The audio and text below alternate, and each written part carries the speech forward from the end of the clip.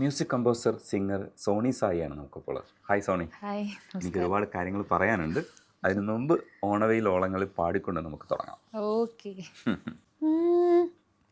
ഓണവെയിൽ ഓളങ്ങളിൽ താലി കെട്ടും നേരം ഇളമാൻ കിടാവേ നീയകലെ മാറി നിൽക്കാൻ എന്തേ നേരം പോയെൻ്റെ തേവരെ കോലം പോയെൻ്റെ തോഴരെ കളിവാക്കും ഒളി നോക്കും മതി പൊന്നേ വന്നാട്ടേ ഓണവെയിൽ ഓളങ്ങളിൽ താലി കെട്ടും നേരം മറിമാൻ കിടാവേ നീയകലെ മാറി നിൽക്കാൻ എന്തേ. ഇത് സോണി പറയുമ്പോഴാണ് സോണി പാടിയ പാട്ടാണെന്നുള്ളത് ഞാൻ മനസ്സിലാക്കുന്നത്. തീർച്ചയായിട്ടും. ശരിക്കും നിങ്ങൾ സുബ്ബി സുബ്ബി സുബ്ബി പാടുന്ന ആ കാലത്ത് സാഗരയുടെ ഗാനമേള 1 സ്റ്റേജ് 2 സ്റ്റേജ് 3 സ്റ്റേജൊക്കെ പോയി കണ്ടതാണ്. കാരണം എന്ന് വെച്ചാൽ 2 ഗായകരാണ്. ഒന്ന് സോണി പാടുന്ന ഈ പാട്ടും പിന്നെ വേറൊരു എനിക്ക് തോന്നുന്നു മറന്നു ആ ഒരു സിംഗർ ഉണ്ട്, ചാക്കോ എന്ന് പറയുന്ന സിംഗർ ഉണ്ട്. ഇവർ രണ്ടുപേരും ഉള്ളത് കൊണ്ടാണ്. പ്രത്യേകിച്ച് നിങ്ങൾ അന്ന് ഞങ്ങൾ ടീനേജ് ആണല്ലോ, അപ്പോൾ സുന്ദരിയായിട്ടുള്ളൊരു ഗായിക പാടുന്ന പാട്ടെന്ന് പറഞ്ഞ ഹെവി പാട്ടായിരുന്നു. 10ാം ക്ലാസ്സിൽ പഠിക്കുമ്പോഴാണ് സാഗരയിൽ പാടുന്നത്. വളരെ സന്തോഷം. താങ്കളെ പോലെ ഒരാള് ഓർത്ത് ഒരാളല്ല, ഞങ്ങൾ ഒരുപാട് പേരിങ്ങനെ ഇതുപോലെ എൻ്റെ അടുത്ത് ഒരുപാട് പേര് പറഞ്ഞിട്ടുണ്ട്, ഒരുപാട് ഷെയർ ചെയ്തിട്ടുണ്ട്. ഈ ഒരു കാര്യം ഷെയർ ചെയ്തിട്ടുണ്ട്. ഒരുപാട് ഇതേപോലെ സൈക്കിൾ എടുത്ത് വന്ന് കണ്ടിട്ടുണ്ട്, പ്രോഗ്രാം കാണാനായിട്ട് വരാറുണ്ട്, സുബി സുബി എക്സ്പെഷ്യലി കേൾക്കാനായിട്ട് വരാറുണ്ടെന്ന് കേൾക്കുമ്പോൾ ഒരുപാട് സന്തോഷം. എന്നെ ഒരു പക്ഷേ സോണി എന്ന് പറയുന്നതിനേക്കാൾ കൂടുതൽ ട്രിവാൻഡ്രത്ത് ഞാൻ പഠിച്ച് മണക്കാട് സ്കൂളിൽ പഠിച്ച ആ ടൈമിൽ ഒരു ഏകദേശം 7ാം ക്ലാസ് 8, 9, 10 ഈ ഒരു ടൈമിൽ ഒരു ബ്രേക്ക് പോലും ഇല്ലാതെ പ്രോഗ്രാംസ് ചെയ്തുകൊണ്ടിരുന്ന കാലഘട്ടത്തിൽ എന്നെ ഞാനാക്കി മാറ്റിയത് സുബി സുബിയാണ്. അപ്പോൾ സുബി സുബി പാടിയ സോണി എന്ന് പറഞ്ഞാൽ പെട്ടെന്ന് ആൾക്കാർക്ക് ഈ രൂപമല്ല ഈ കോലമല്ല ഒരുപാട് വർഷം മുന്നെയാണ്.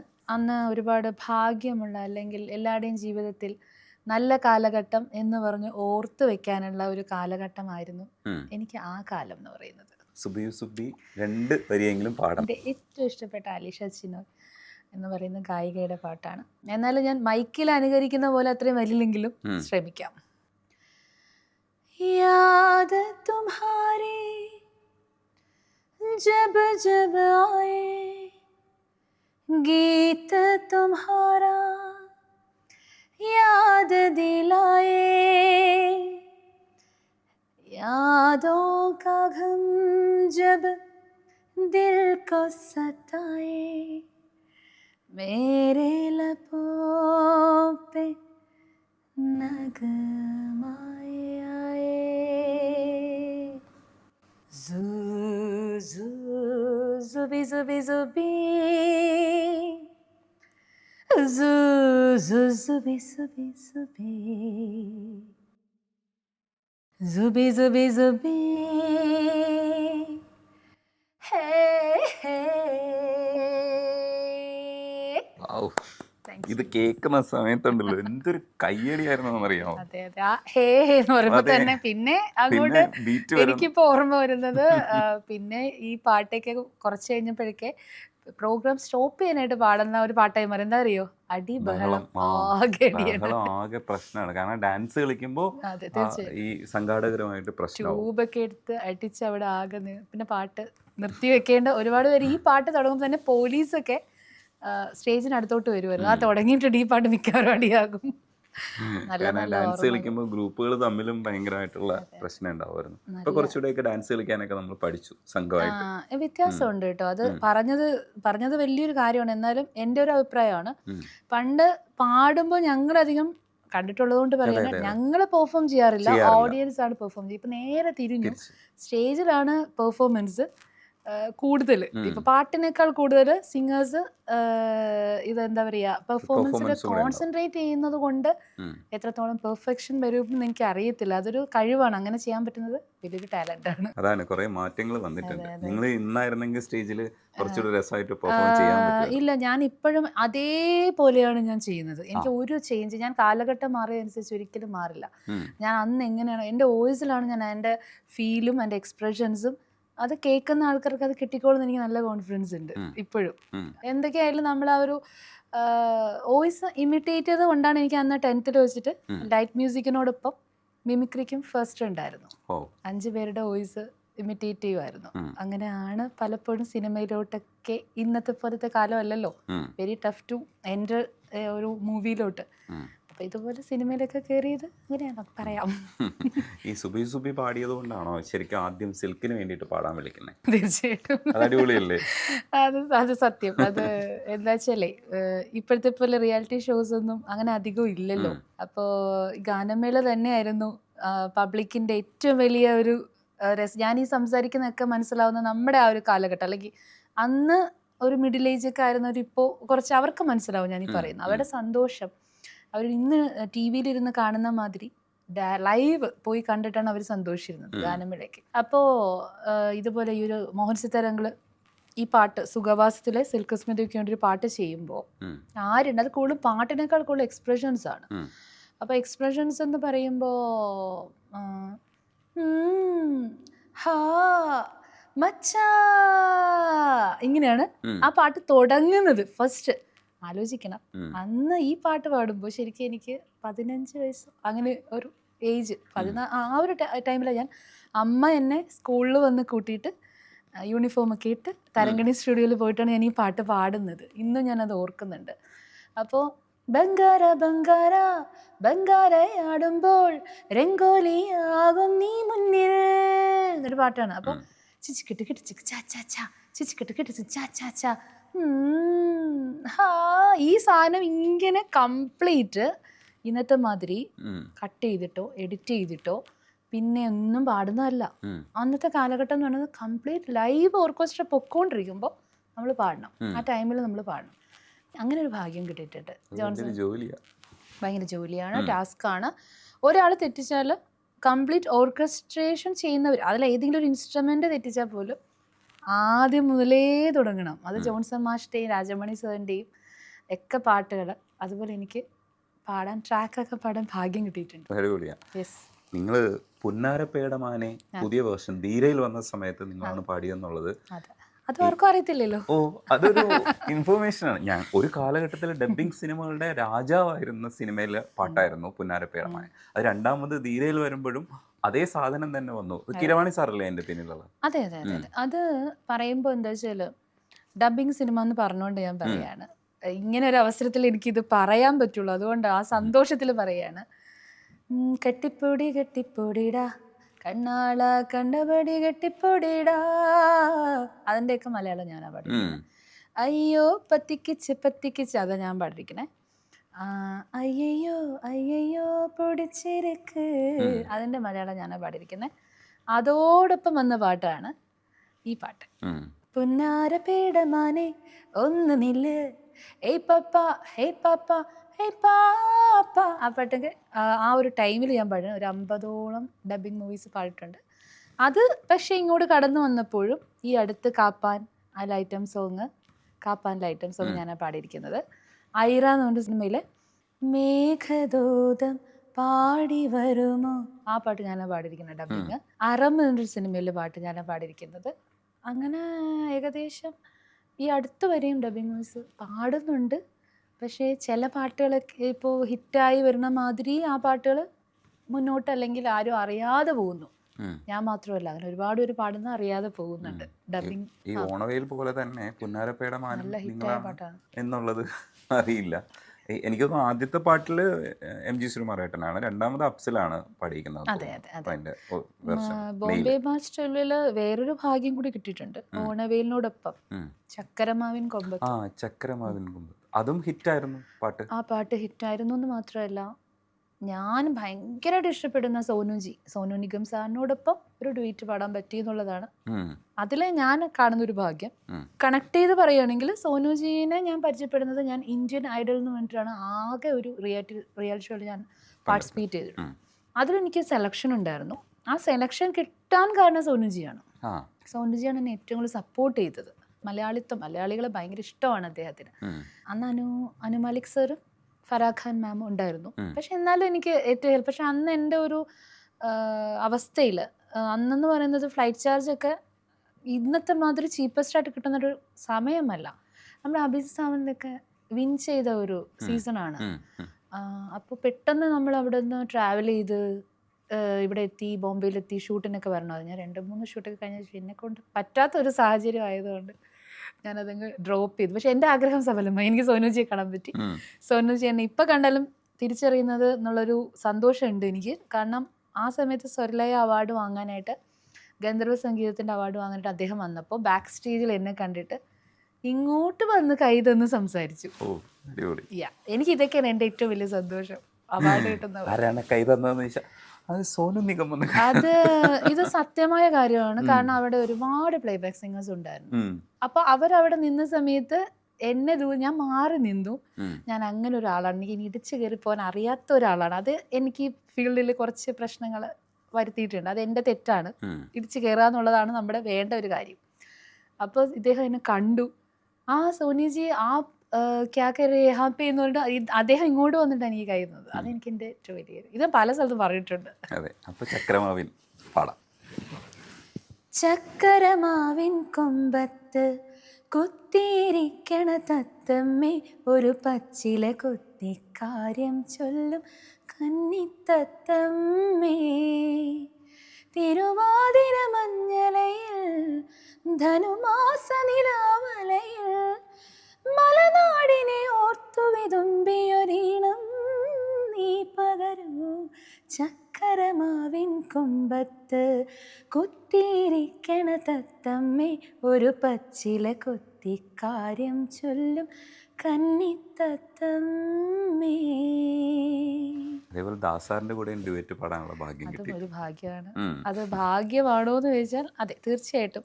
പക്ഷെ ആ സിനിമ അത്രയ്ക്ക് അങ്ങോട്ട് ഹിറ്റ് ആയില്ല. കാരണം അതിൽ ഞാൻ മാത്രമല്ല, ചിത്ര ചേച്ചി, നമ്മുടെ ശ്വേതാ മോഹൻ, അതുപോലെ ഒരുപാട് പേര്, വിജയ് യേശുദാസ് ഒക്കെ പാടി തുടങ്ങുന്ന സമയമാണ്. വിജയ് യേശുദാസ് ഒക്കെ അവർ വരുന്ന ടൈമിലുള്ള അധീന എന്ന് പറഞ്ഞൊരു സിനിമയായിരുന്നു.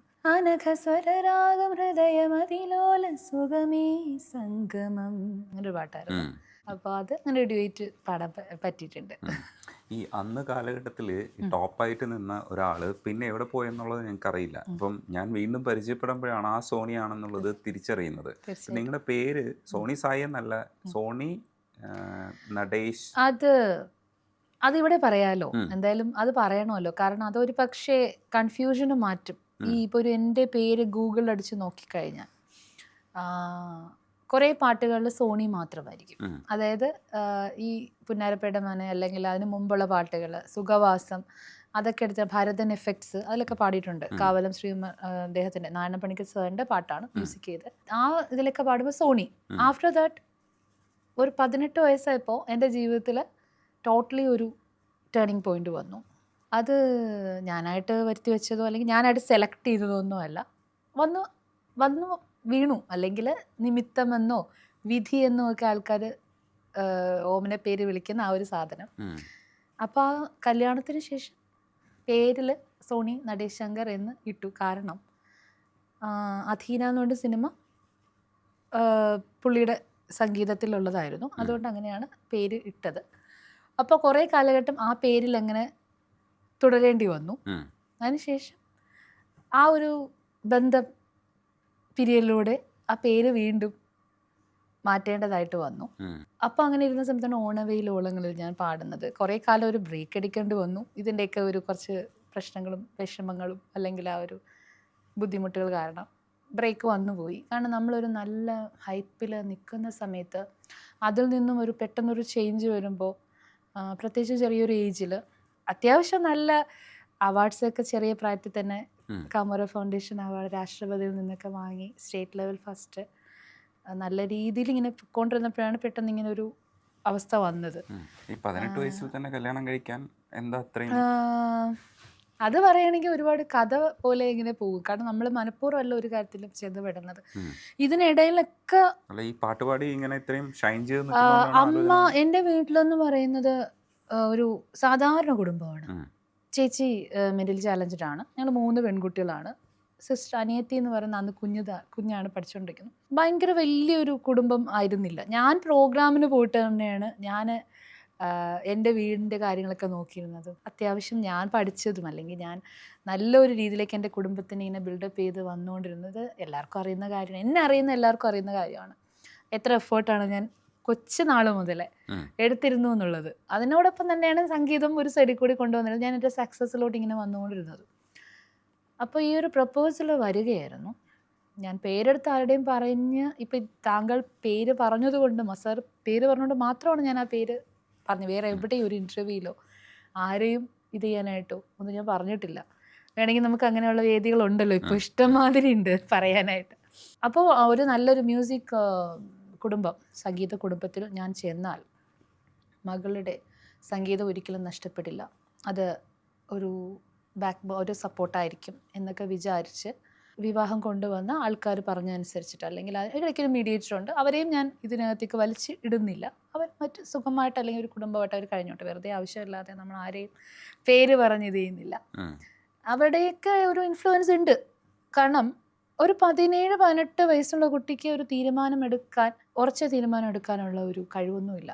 അവരെ അങ്ങോട്ടൊരു കാര്യം പറഞ്ഞിട്ട് ബ്രെയിൻ വാഷ് ചെയ്യണമെങ്കിൽ അങ്ങോട്ട് പോകും, ഇങ്ങോട്ട് തീർച്ചയായിട്ടും പോകും. അത് ഇപ്പം അതിലും കുറച്ചുകൂടി മെച്യൂരിറ്റി കുറവായിരിക്കും ഇപ്പോഴത്തെ കുട്ടികൾക്ക്. അന്ന് ഞാൻ കുറച്ചെങ്കിലും കുടുംബം നോക്കുന്നു, റെസ്പോൺസിബിലിറ്റി ഉള്ളതുകൊണ്ട് കുറച്ച് മെച്യൂർ ആയിരുന്നു. എന്നിട്ട് പോലും എപ്പോഴും എനിക്കൊരു വീക്ക്നെസ് ഉണ്ട്. ഞാൻ സ്നേഹത്തിൻ്റെ മുന്നിൽ കീഴ്പ്പെട്ടു പോകും. അത് സുഹൃത്ത് വലയമാവട്ടെ, സഹോദര സ്നേഹമാവട്ടെ, എന്നെ ആരെങ്കിലും സ്നേഹിച്ചാൽ അവിടെ മാത്രമേ എന്നെ തോൽപ്പിക്കാൻ പറ്റുള്ളൂ. എന്നെ വേറെ ആർക്കും എവിടെയും തോൽപ്പിക്കാൻ പറ്റില്ല. അവിടെ അങ്ങനെ തോറ്റുപോയതാണ് ആ ബന്ധങ്ങളുടെ മുമ്പിൽ തോറ്റിട്ടാണ് ഞാൻ ഈ ഒരു വിവാഹത്തിൽ ചെന്നെത്തുന്നത്. അല്ലാതെ എൻ്റെ ഇഷ്ടത്തിന് ഞാൻ സെലക്ട് ചെയ്ത ഒരു കല്യാണമല്ല. പക്ഷെ എൻ്റെ കുടുംബത്തിലെ ആൾക്കാർ വിചാരിച്ചത് ഞാൻ അതോടുകൂടി സേഫ് ആകും. അവരായിട്ട് ഇങ്ങോട്ട് താല്പര്യപ്പെട്ട് വന്നതാണ്, എൻ്റെ സംഗീതം ഒരിക്കലും പോവില്ല എന്ന് വിചാരിച്ചു. പക്ഷെ മറിച്ചാണ് സംഭവിച്ചത്. ഏകദേശം ഒരു ഭരതം സിനിമ ഒരു സ്റ്റൈലായിരുന്നു.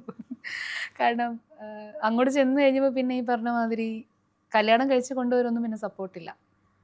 പ്രശ്നങ്ങൾ ആയി, ഡ്രിങ്ക്സ് അഡിക്ഷനും കാര്യങ്ങളും, കുറച്ച് അഡിക്ഷനിലൊക്കെ ഉള്ള ഒരു വ്യക്തിയായിരുന്നു. അപ്പോഴൊന്നും ആരും എൻ്റെ സപ്പോർട്ട് നിൽക്കാനോ അല്ലെങ്കിൽ അതിൽ നിന്ന് എങ്ങനെ എന്നെ രക്ഷിക്കാമെന്നോ ആരും ഒന്നും നിന്നില്ല കൂടെ. അപ്പോൾ പിന്നെ എനിക്ക് എൻ്റെതായ വഴി സ്വീകരിച്ചു. ഇതിനിടയിൽ എനിക്ക് 2 കുഞ്ഞുങ്ങളായി. അതിനെ നമുക്കൊരു വിധി എന്നുള്ള പേര് തന്നെ പറയാം. 2 ആൺകുട്ടികളാണ്.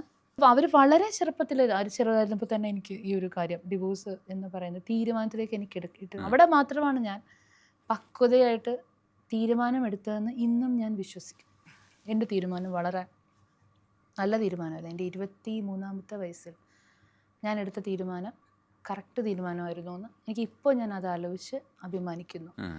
അതുകൊണ്ട് ഇന്ന് എനിക്ക് അവരെ ഒറ്റയ്ക്ക് വളർത്തി നല്ലൊരു പൊസിഷനിൽ എത്തിക്കാനും സംഗീതത്തിൻ്റെ പാതയിലേക്ക് എൻ്റെ 2ാമത്തെ മകൻ വളരെ നല്ല രീതിയിൽ ഉയർന്നു വരികയും ചെയ്യുന്നുണ്ട്.